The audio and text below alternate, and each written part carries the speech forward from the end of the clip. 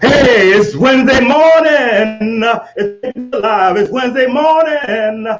Great to be alive. It's Wednesday morning. It's great to be alive. Hello, YouTubers and Facebook Live VCV followers. First of all, it's Wednesday, which is Hump Day. But guess what? I'm retired, so it means nothing to me. As soon as I finish this podcast, I'm going to have my cup of coffee and I'm going back to sleep.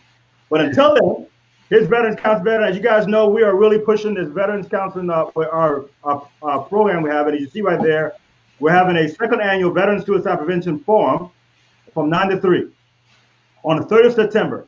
And it's going to have a whole bunch of people. I'm really proud of the people going to be here. We have over 16 veterans and family members who will be part of this panel. And remember this hashtag for the number 4 vets by vets. This is something for vets by vets, so we can really put a impact on veteran suicide. And I tell you something about this forum is that it's about action. So whatever you see in this forum, it's about takeaways that you can go back into your community and really affect veteran suicide. But the only way that I can make something like this happen is if you're sharing. And I say all the time, sharing is caring. Sharing is caring. Because I tell you, even though we do 22 push-ups, we do ruck march, and pretty soon we have my guest coming on did hikes.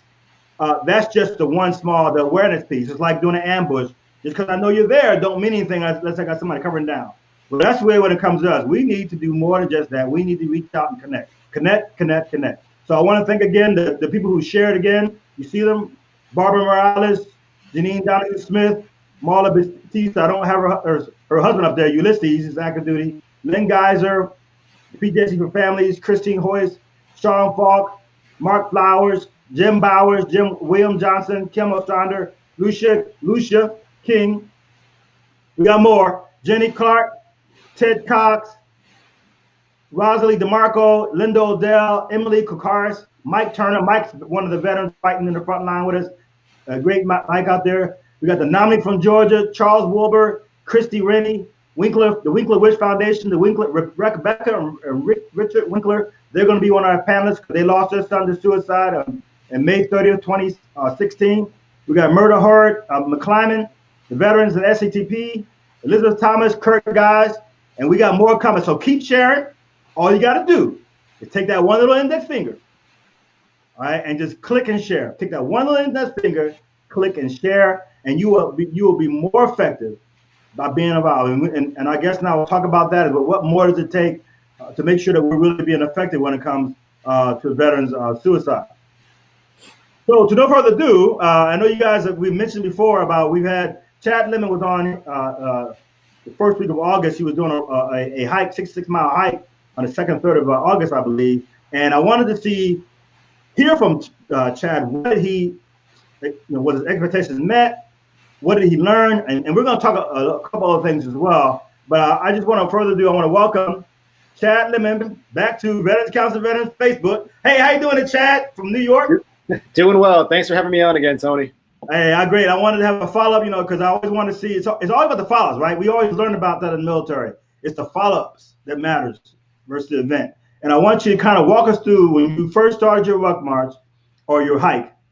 And then some little lessons learned that you didn't know about before that could make things better as well. But just give us an insight. The day Chadd came on, laced up his boots, and boom, what happened? Well, it was absolutely brutal. The first lesson learned is realizing when you drive a route and when you walk the route's completely different. Because when I was driving this route, it's like, oh, there's a hill here, there's a hill there, not a big issue. When you walk the route, you realize you're up and downhill the entire way. And that was brutal. So we started off at about 9:30 in the morning. We took off from Citi Field, had about 20 to 30 folks joining us and a bunch of vehicles following us. So we started off, it was great. One issue we had, it was like a military march where you get that slinking effect going on. So it was very long. So what we would do next time is make sure we stuck more as a group, have the rabbits in the back a little bit more, instead of kind of leading the march there, which I guess that's just innate in some of us. To be at the front and keep pushing harder. But we had some civilians out there. We had veterans. We had service members, whether they were active or reservists.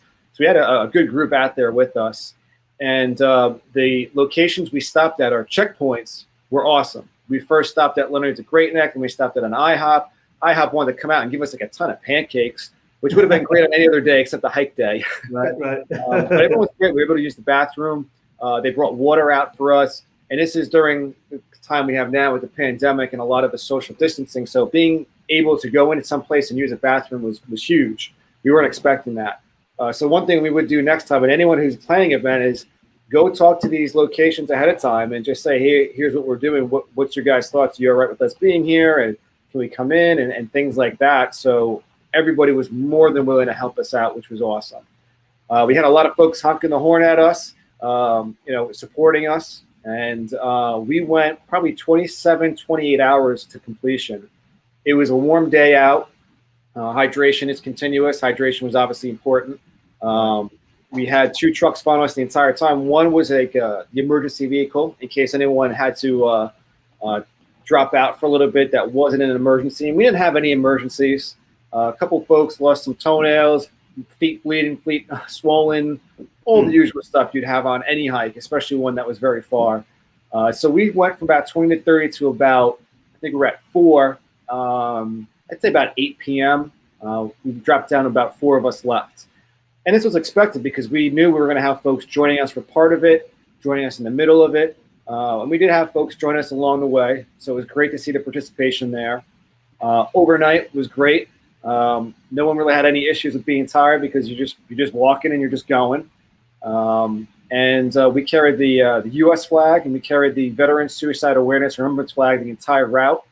We had some folks from the Suffolk County Police Veterans Association come out in the middle of the night and join us. And we got everyone back together with about a mile left to finish it together. And let's see, we had everybody losing toenails. I mean, I lost a couple toenails in the last month. My knees, my calves, my feet, everything knees down was completely swollen. I couldn't move my toes, and I couldn't move my ankles.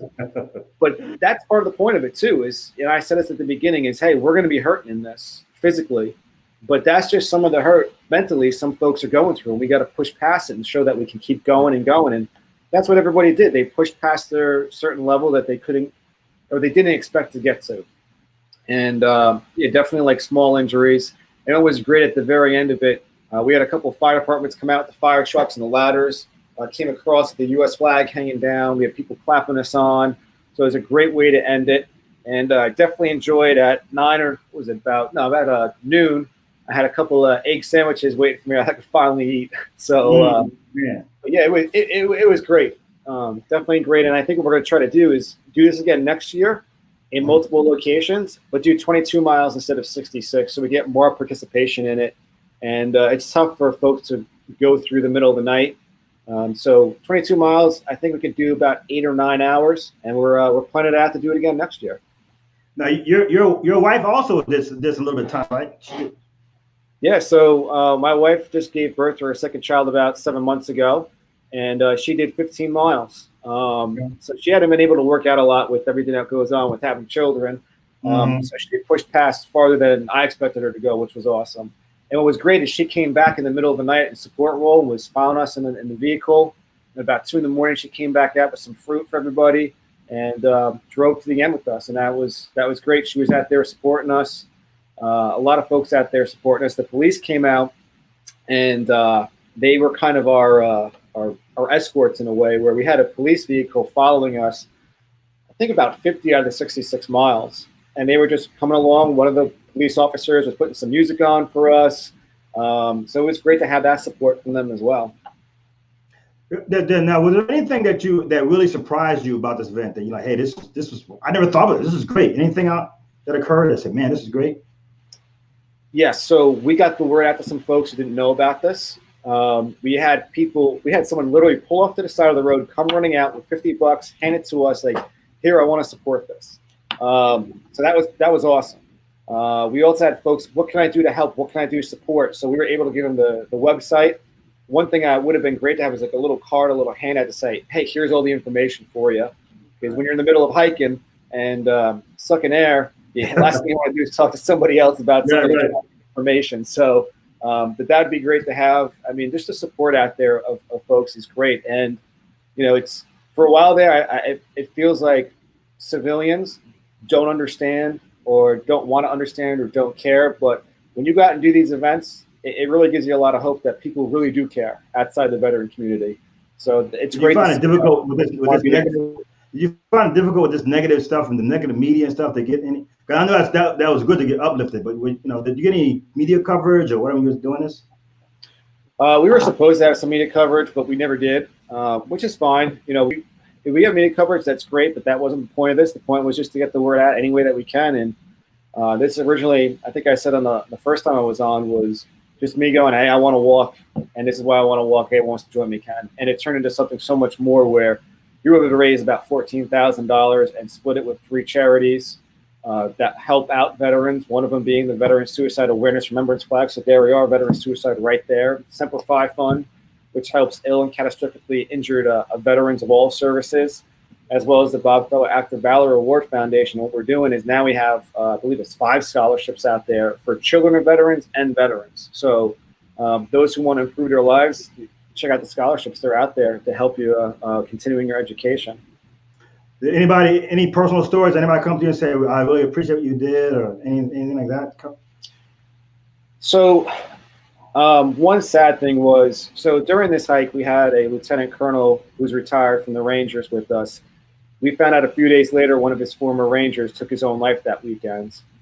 So that was very sad to hear about. Another thing was we had one Marine who was a former Marine who was supposed to come out with us, and he's been missing since probably a week before that happened. So it just drives home how important this is, because we go out there to do this, and while we're doing this hike, someone took their own life. We were setting up this hike to do it. One person that's supposed to go with us has been missing. So it just drives home the absolute need for this. And you and I talked about it earlier too, about it. The problem we have right now is that everybody's nationalizing, and I always say when it comes to suicide, you can't franchise it, you can't monopolize it, you can't nationalize it, because it's so personal. I can't imagine anything more personal than dying by suicide. So one of the things that we and I talked about as far as we need the entire community, local community, to be part of that. What are your thoughts on that? So I come to the conclusion that, the number 22 has dropped from 22 to 20 in a decade. The VA and DoD haven't fixed this. Essentially the number hasn't changed. It's not the DoD and the VA anymore. Maybe they can set up some resources, but this needs to be at the local levels. I would say even just, it's not even just the states, it's the counties. What are you doing in your county to help your veterans in your community with this? We need to connect all these resources, because my experience is veterans that come for assistance, it's not one issue. There's issues layered on issues. Sure. So having that connection, that network, wherever you live, is key to success to dropping this. And we talked about before, even if you get your county's count to 0, it's not going to make much of a budge in national level, because it can be different areas.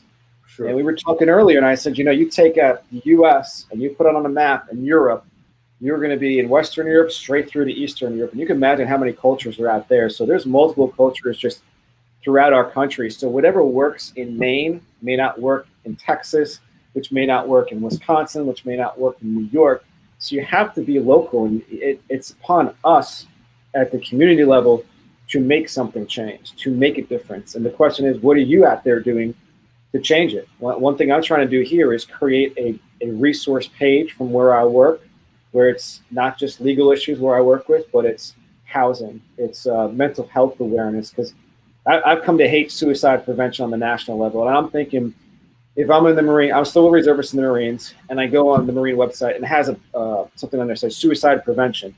Is that really reaching somebody who needs mental health? Should the name now be mental health resources? Maybe that's something we need to change also, is the way we speak about it.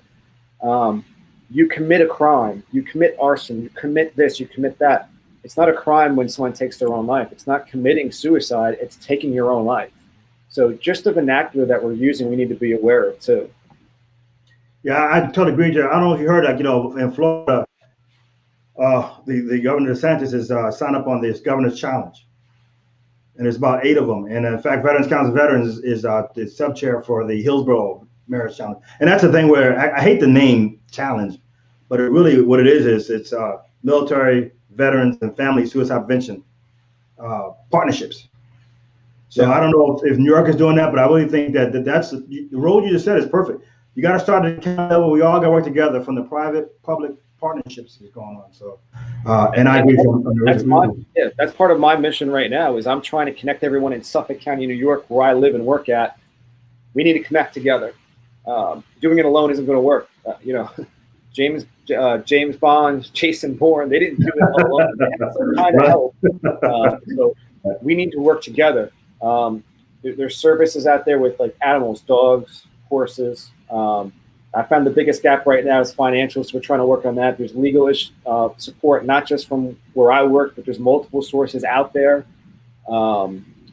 It's just everything out there that we need to pull it together, have these networks together ready to say, hey, I just found out about this.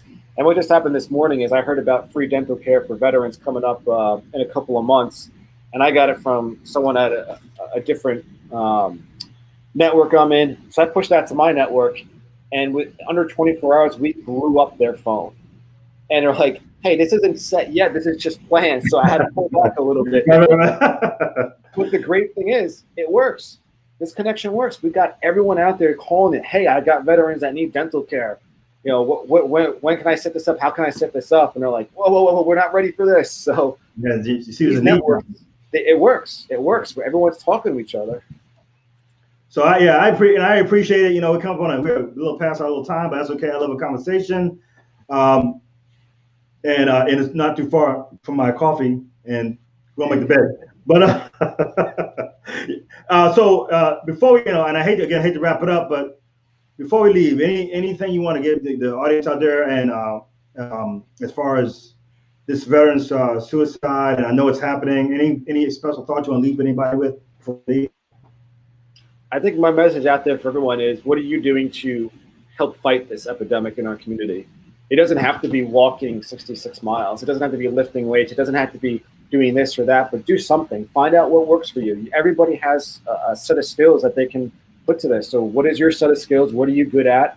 And what are you willing to give? It can be an hour a month. It can be an hour a day, whatever it is. Just do something out there to connect everybody. And we're rolling this together, really. We want to prevent it. We want to fight against it. And we want to support those who are struggling and those who have lost people close to them. So just what can you do? And get out there and let's do it. All right, I really appreciate that. Chadd Lennon, guys and ladies, Marine, Reservist. It wasn't I do for a while. Lawyer.